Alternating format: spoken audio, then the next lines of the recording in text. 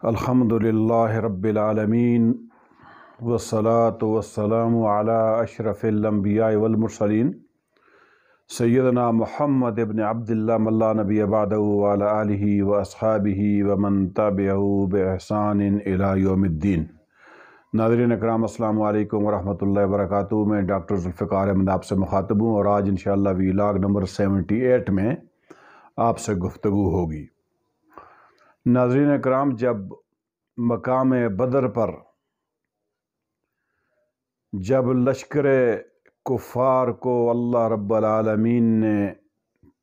تیس نیس کر دیا اور ان کو شکست فاش سے دوچار کر دیا، تو اس موقع کے اوپر بھی شکست کھانے کے باوجود قریش کا جو طاغوت اکبر تھا یعنی ابو جہل، اس کا غرور اور تکبر ابھی تک اس کی ذہن، دل و دماغ کے اندر باقی تھا۔ ناظرین اکرام، سوچیں اس کی کم عقلی پر اور اس کی رعونت کے اوپر ذرا آپ غور کریں کہ تمام کا تمام لشکر جو ہے وہ کٹ چکا ہے، مر چکا ہے اور اسیر بنائے جا چکے ہیں، گرفتار ہو چکے ہیں، ان کو باندھا جا چکا ہے، مگر اس کا غرور اور تکبر جو ابھی تک نہیں گیا، حتیٰ کہ ابھی اس کی روح پرواز کر رہی ہے، روح پرواز کرنے والی ہے، تو اس موقع کے اوپر وہ تکبر اور رعونت کو اب ترک نہیں کر رہا۔ ناظرین اکرام، جب قریش کو، کفار مکہ کو شکست ہوئی تو سرور کونین اپنے مرکز کے اندر تشریف فرما تھے اور جنگی حالات پہ نظر رکھے ہوئے تھے، دیکھ رہے تھے، اپنے تمام کمانڈرز کو ہدایات جاری کر رہے تھے۔ تو سرور کونین محمد مصطفیٰ صلی اللہ علیہ وآلہ وسلم کو ابو جہل کی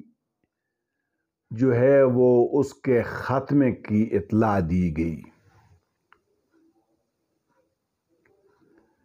یعنی کہ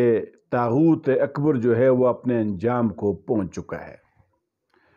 ناظرین اکرام، جب سرور کونین نے جب یہ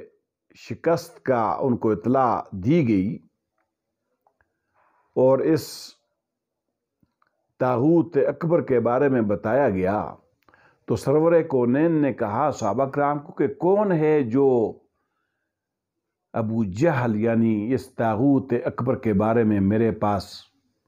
اس کا حال معلوم کر کے، حوال معلوم کر کے آئے کہ وہ کہاں پہ ہے اور کس جگہ میں، ذرا تلاش کرو اس کو۔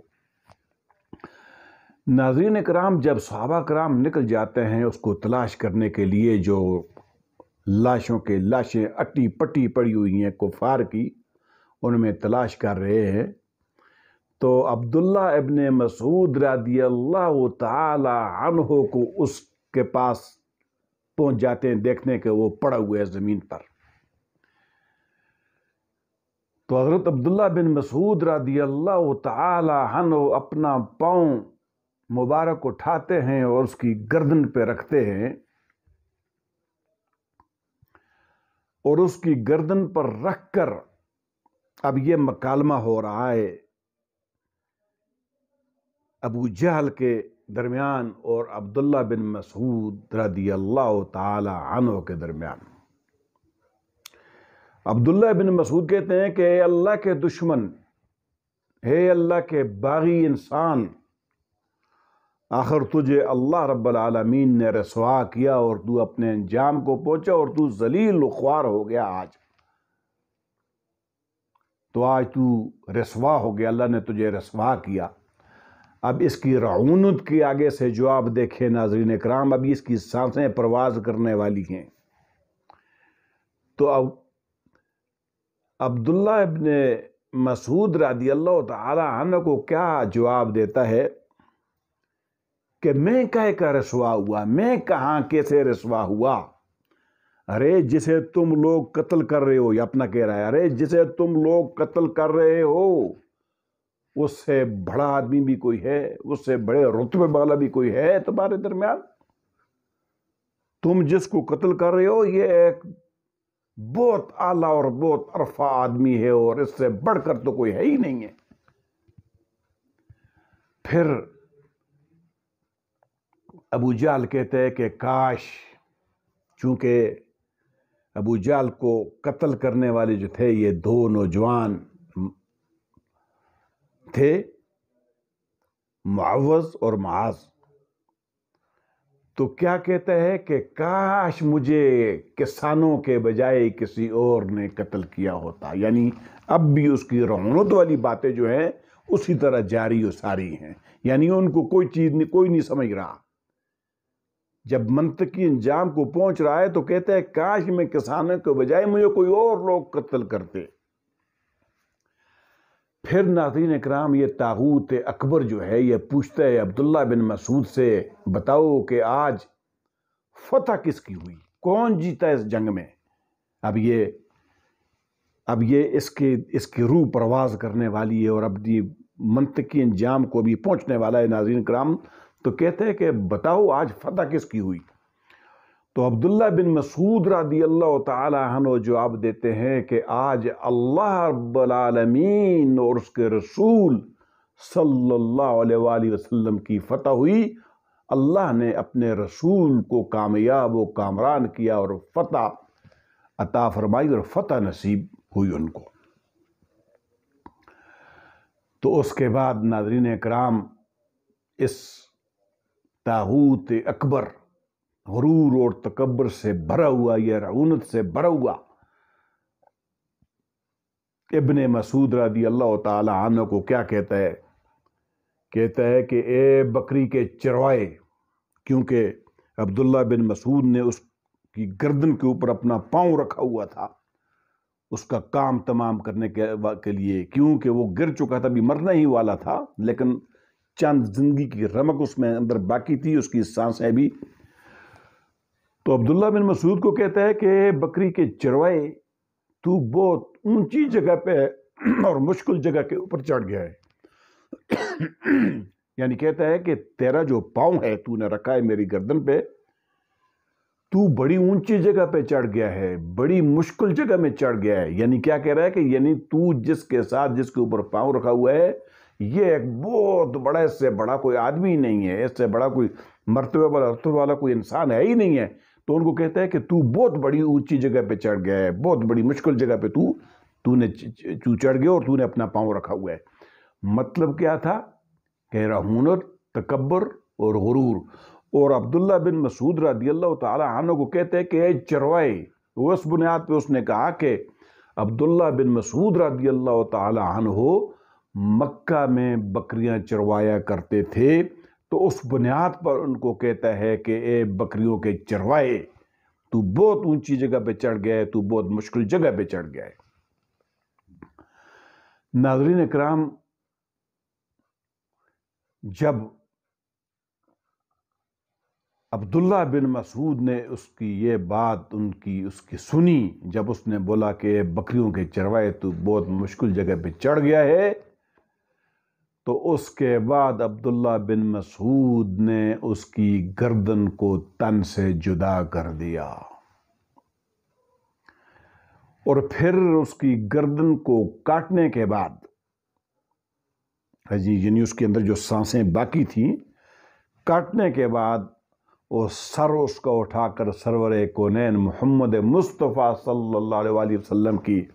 سامنے پیش کرتے ہیں اور کہتے ہیں کہ اللہ کے رسول صلی اللہ علیہ وسلم، یہ ہے وہ طاغوت اکبر، نافرمان، اللہ کو جھٹلانے والا، اور سرور کونین محمد مصطفیٰ صلی اللہ علیہ وسلم کی نبوت کو بھی جھٹلانے والا، یہ ہے وہ طاغوت اکبر۔ ناظرین اکرام، اس موقع کے اوپر جب سرور کونین اس کا سر دیکھتے ہیں کٹا ہوا، تو فرماتے ہیں کہ یہ اس قوم کا جو ہے فرعون ہے، یہ اس قوم کا فرعون ہے۔ پھر سرور کونین دعا اللہ کی حمد بیان کرتے ہیں، کہتے ہیں اللہ اکبر، الحمدللہ الذی صدق وعدہ ونصر عبدہ وحزم الاحزاب وحدہ۔ پھر یہ پڑھتے ہیں سرور کونین محمد مصطفیٰ صلی اللہ علیہ وآلہ وسلم۔ ناظرین اکرام، اس طاغوت اکبر کی آپ اس کی رعونت پر، اس کے تکبر پر، اس کے غرور پر ذرا غور کریں کہ ذلت اور رسوائی اس کا مقدر تو تھی ہی تھی۔ پورا لشکر تباہ و برباد ہو گیا، لشکر کے اندر کٹ پٹ کے سارے اس کے جو کفار تھے، کوئی تو جہنم واصل ہو گئے موقع کے اوپر اور باقی گرفتار ہو گئے۔ اس موقع کے اوپر بھی اپنی تکبر، رعونت اور غرور کو ترک نہیں کر رہا، چھوڑ نہیں رہا۔ ناظرین اکرام، یہ وہ ہے تکبر ناظرین اکرام جو انسان کو تباہ و برباد کر دیتی ہے، وہ خواہ کوئی بھی ہو۔ یعنی انسان کو جب اپنی اس دنیا میں زندگی گزارتا ہے، وہ تکبر اور غرور سے اپنے آپ کو بچا کر زندگی گزارے، ورنہ تکبر جو ہے اللہ رب العالمین فرماتا ہے الکبر ازاری والعظمت ردائی من نازع فیہما ادخلتہ ناری۔ یعنی اللہ رب العالمین کہتے ہیں کہ لوگوں سن لو، یہ بڑائی جو ہے، کبر، بڑائی، یہ جو ہے یہ میری چادر ہے، اور اسی طرح عظمت جو ہے یہ میرے رضا ہے، رضائی من نازع فیہما ادخلتہ ناری۔ جس نے بھی میری ان دو چیزوں میں، میری مخلوق میں سے جس نے ان کے اندر گھسنے کی کوشش کی، دخل اندازی کی، مطلب کہ یعنی تکبر کیا، غرور کیا، اپنے آپ کو بڑا سمجھا، عظمت والا سمجھا، تو فرمایا ادخلتہ ناری، تو میں اس کو جہنم کی آگ کے اندر میں نے اس کو داخل کر دیا، یا جہنم کی آگ کے اندر اس کو داخل کیا جائے گا۔ ناظرین اکرام، اسی طرح دوسری حدیث میں سرور کونین محمد مصطفیٰ صلی اللہ علیہ وآلہ وسلم فرماتے ہیں لن يدخل الجنة من كان في قلبه مثقال ذرة من الكبر۔ وہ شخص جنت میں نہیں جائے گا کہ جس کے دل کے اندر مسکال قدر، مسکال وہ چیز ہے، مسکال ذرتن وہ چیز ہے کہ جو رائی کا دانہ، جس کے دو you cannot divide in two pieces، جس کو آپ دو حصوں میں تقسیم نہیں کر سکتے، تو اللہ رب العالمین سرور کونین نے کہا کہ وہ اس کے دل کے اندر، جس کے دل کے اندر مسکال کے رائی کے دانے کے برابر بھی تکبر اور غرور ہوگا، وہ جنت کے اندر داخل نہیں ہوگا۔ اب ذرا غور کریں ناظرین اکرام، کیا ہے یہ حدیث جو ہے لن يدخل الجنت من كان في قلبه مثقال ذرة من الكبر، کیا یہ حدیث کفار کے لیے ہے؟ کفار تو ویسے بھی جہنم میں جائیں گے اگر وہ تو غرور تکبر کریں گے نہ کریں۔ اگر کوئی کافر غرور نہیں کرتا، تکبر نہیں کرتا، اس نے تو پھر بھی جہنم کے اندر جانا ہے۔ کیوں؟ کہ وہ اللہ رب العالمین کی وحدانیت پر اس کا اعتقاد، ایمان نہیں ہے، اور سرور کونین محمد مصطفیٰ صلی اللہ علیہ وسلم کی نبوت پر، نہ صرف نبوت کر بلکہ آخری نبی ہونے پر اس کا ایمان نہیں ہے، وہ کافر ہے، تو اس نے تو ویسے بھی جہنم میں جانا ہے۔ یہ جو خطاب ہے لن يدخل الجنة من كان في قلبه مثقال ذرة من الكبر، یہ مسلمانوں کو خطاب ہے، یہ مسلمانوں کو، کیونکہ کفار تو اگر تکبر غرور نہ بھی کرے تو وہ تو پھر بھی جہنم میں جائے گا۔ تو یہ جو خطاب ہے یہ مسلمانوں کے ہے، مسلمانوں کے لیے ہے کہ وہ جہنم کے اندر جائے گا، یعنی وہ جنت کے اندر نہیں جا سکتا جس کے دل کے اندر رائی کے دانے کے برابر بھی اگر تکبر اور غرور ہوگا۔ تو یہ حدیث جو ہے یہ کفار کے لیے نہیں، یہ مسلمانوں کے لیے ہے، مسلمانوں کے لیے ہے یہ، کیونکہ کفار تو ویسے بھی اگر وہ تکبر کرے یا نہ کرے اس نے جہنم کے اندر جانا ہے۔ تو لہٰذا مسلمان جس نے کلمہ پڑھا ہے لا الہ الا اللہ محمد الرسول اللہ، ان میں جو بھی کوئی تکبر کرے گا، غرور کرے گا، تو اس کا ٹھکانہ جو ہے وہ جہنم کے اندر ہے، اور وہ اللہ کے نبی محمد مصطفیٰ صلی اللہ علیہ وسلم نے فرمایا کہ وہ کبھی جنت میں نہیں جائے گا جس کے دل کے اندر رائی کے دانے کے برابر بھی تکبر اور غرور ہوگا۔ اس لیے ناظرین کرام، یہ دیکھیں جو میں نے آپ کو ابو جہل کا واقعہ بیان کیا، اس کا ایٹیچیوڈ میں نے بیان کیا، اس کا رویہ آپ دیکھیں، ابھی ذلت کے ساتھ مر رہا ہے، ذلت کے ساتھ اس کے لشکر جو وہ شکست کھا رہا ہے اس کی آنکھوں کے سامنے، پھر بھی تکبر کو نہیں چھوڑ رہا، پھر بھی غرور کو نہیں چھوڑ رہا، اور پھر بھی اپنے آپ کو مرتے کو بھی کہتا ہے کہ مجھ سے بڑا کوئی آدمی ہے جس کو تم قتل کر رہے ہو۔ عبداللہ ابن مسعود کہتا ہے کہ کیا جس کو تم مار رہے ہو، قتل کر رہے ہو، اس سے بڑا بھی کوئی اس سے بڑے رتبے والا بھی کوئی آدمی ہے؟ یعنی یہ تو تمہارے لیے فخر کی بات ہونی چاہیے کہ تم اس پہ کہ ہم بہت بڑے آدمی کو مار رہے ہیں، یعنی یہ ان کو مطلب اعزاز، یہ تو تمہارے لیے اعزاز ہے کہ تم اتنے بڑے آدمی کو مارے ہو، وہاں بھی غرور اور تکبر کر رہا ہے۔ تو عبداللہ بن مسعود کو کہتا ہے کہ جس کو تم قتل کر رہے ہو، اس سے بڑا انسان بھی دنیا میں کوئی ہے؟ اس سے بڑے رتبے والا بھی کوئی دنیا کے اندر ہے؟ اس نے تکبر اور غرور کو نہیں چھوڑا ناظرین کرام۔ اس لیے ناظرین کرام، یہ ایک درس تھا اسی کے اندر، واقعے کے اندر، جو آپ کو میں بتانا چاہتا ہوں کہ دنیا میں جب آپ زندگی گزاریں تو تکبر اور غرور سے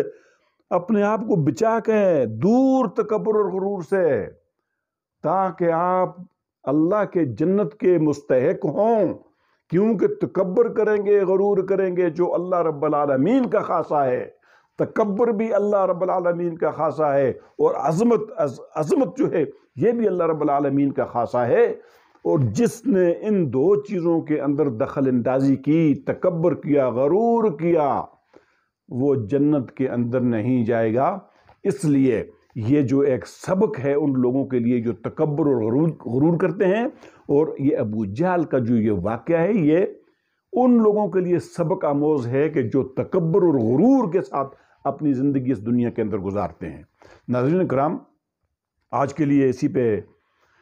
اکتفا کرتے ہیں، اور انشاءاللہ اگلے ویلاگ میں آگے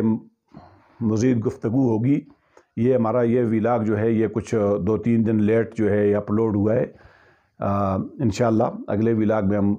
پھر آگے یہاں سے بات کریں گے۔ تب تک کے لیے اجازت چاہتا ہوں۔ وآخر دعوانا ان الحمدللہ رب العالمین، والسلام علیکم ورحمۃ اللہ تعالی وبرکاتہ۔